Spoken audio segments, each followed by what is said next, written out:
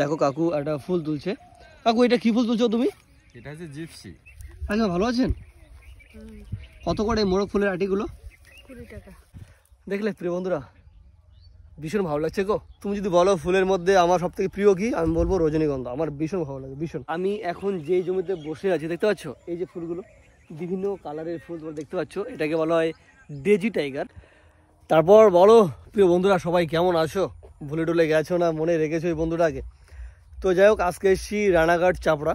অনেক দিন ধরে ভাবছিলাম যে আসবো, আজকে হঠাৎ করে চলে আসলাম। আমরা বন্ধুরা মিলে এই যে সব রয়েছে, পেছনে ছবি তুলছে। আর আমার মেনলি আসা এখানে কিছু রিলস ভিডিও শ্যুট করার জন্য। আমার বেশ ভালো লাগে রানাঘাট, এই চাপড়া এই জায়গাটা।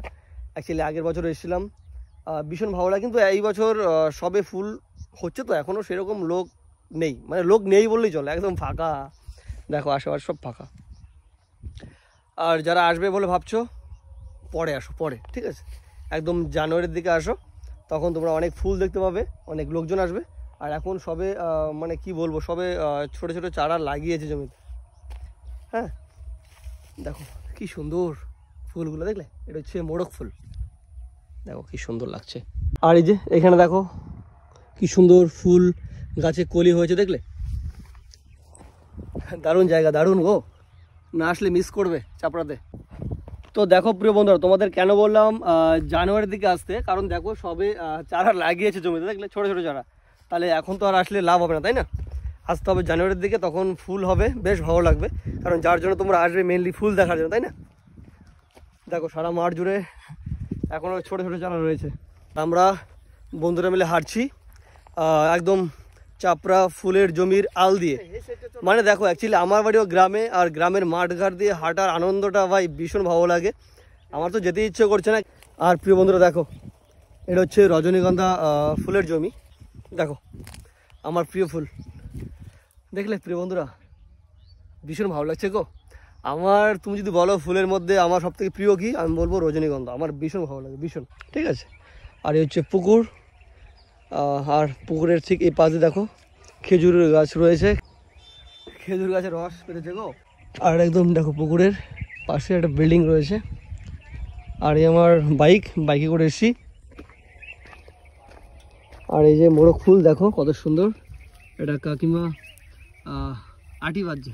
কাকিমা ভালো আছেন? কত করে মোরগ ফুলের আটিগুলো? 20 টাকা। 20 টাকা। আর প্রিয় বন্ধুরা, আমি এখন যেই জমিতে বসে আছি দেখতে পাচ্ছ, এই যে ফুলগুলো বিভিন্ন কালারের ফুল তোমরা দেখতে পাচ্ছ, এটাকে বলা হয় ডেজি টাইগার। আমি শুনলাম এই কাকুর কাছ থেকে। দেখো কাকু একটা ফুল তুলছে। কাকু এটা কি ফুল তুলছো তুমি?